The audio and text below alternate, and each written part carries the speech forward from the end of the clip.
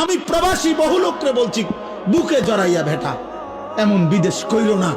16 বছর তুমি বেটা কষ্ট করে বিদেশ করো, তোমার একটা একটা ঘাম, একটা একটা টাকার মধ্যে, রিয়ালের মধ্যে বেটা তার ঘামে ভিজা, তার কষ্টে ভিজা, তার কলিজাটা পানি করে ফেলছে।